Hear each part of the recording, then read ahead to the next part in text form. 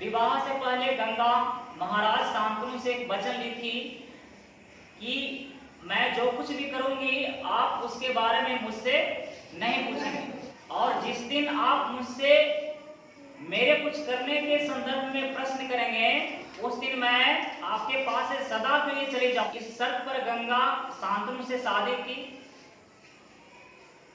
विवाह के बाद एक के बाद एक 7 बच्चे गंगा के हुए। गंगा को जैसे ही पुत्र होता था, संतान होता था, आज उसे नदी में डाल देती थी, और इस प्रकार से एक के बाद एक 7 पुत्रों को वो गंगा नदी में डाल करके सबको क्या कर दी? 8वें पुत्र को गंगा फिर से नदी में डालने जा रही थी। तब महाराज शांतनु से रहा नहीं गया और वो गंगा के पास पहुंचकर बोले कि गंगे क्या कर रही हो? तुमने एक के बाद एक 7 पुत्रों को हत्या कर डाली, और तुम कैसी मां हो कि अपने ही बच्चे को जन्म देते ही मार देती हो? तुम्हें थोड़ी भी दया नहीं आती कि अपने ही बच्चों को मतलब कोई पानी में डाल देता है, इस तरह से कोई बुढ़ों को मार देता है? और अब बहुत हो गया, अब मुझे बता दो कि इसका कारण क्या है।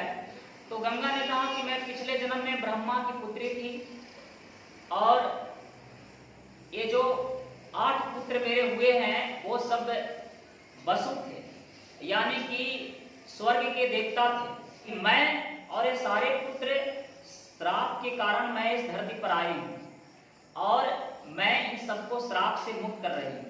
लेकिन ये 8वां पुत्र का लगता है श्राप पूरा नहीं हुआ है, इसे धरती पर रहना पड़ेगा, क्योंकि आपने प्रश्न कर दिया है। उस 8वें पुत्र का नाम क्या था? देवव्रत। जब बड़ा हुए तो उन्हें युवराज घोषित किया गया। युवराज बनाने का मतलब है कि आगे चलकर युवराज ही राजा बनेगा। तो इस तरह से पक्का हो गया कि आगे चलकर के देवव्रत क्या बनने वाले थे? राजा बनने वाले थे। आप लोग को हम बताए हैं पहले कि गंगा एक शर्त रखी थी विवाह करने से पहले कि जिस दिन आप हमसे कोई सवाल करेंगे मैं उस दिन आपको छोड़कर सदा के लिए चली जाऊंगी। तो गंगा चली गई थी। अब शांतनु अकेले थे, जंगल में एक दिन घूम रहे थे, तभी उन्हें सत्यवती मिली। सत्यवती को देख करके इन्हें विवाह करने की उनसे इच्छा हुई, और सत्यवती के पिता से इसके बारे में बातचीत भी किया। लेकिन सत्यवती के पिता, जिसका नाम क्या था? दासराज।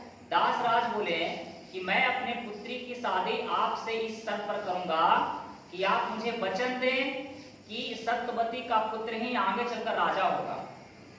लेकिन आपको पता है कि युवराज राजा किसको बना चुके हैं? देवव्रत। किसको? देवव्रत को। लेकिन युवराज तो पहले ही देवव्रत को बनाया जा चुका था, अब देवव्रत ही आगे चलकर राजा बनने वाले थे।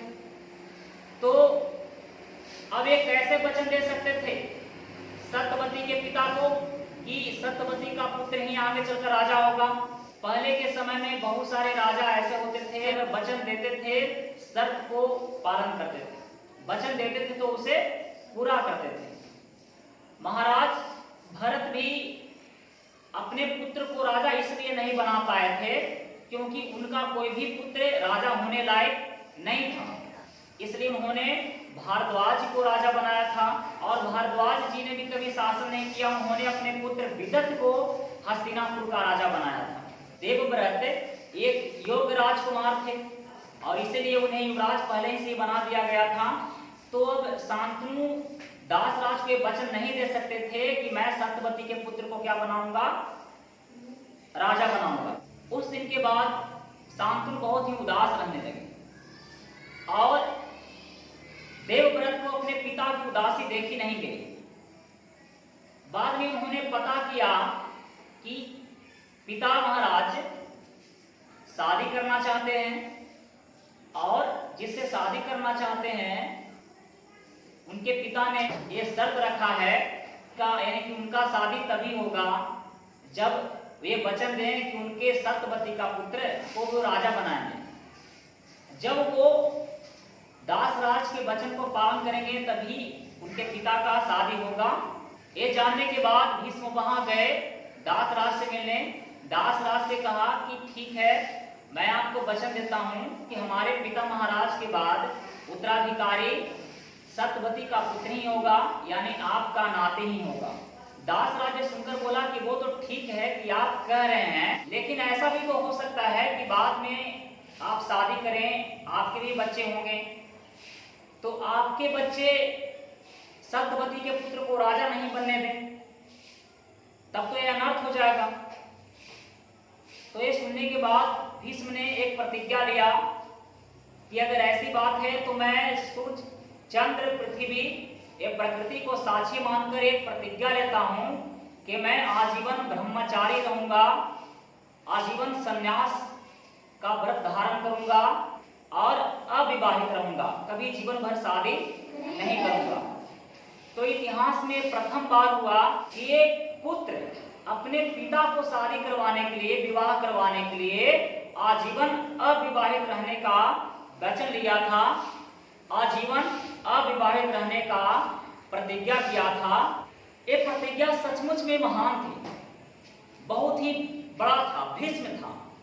इस प्रतिज्ञा के बाद देवव्रत का नाम क्या हो गया? भीष्म हो गया। समझ में आ रहा है?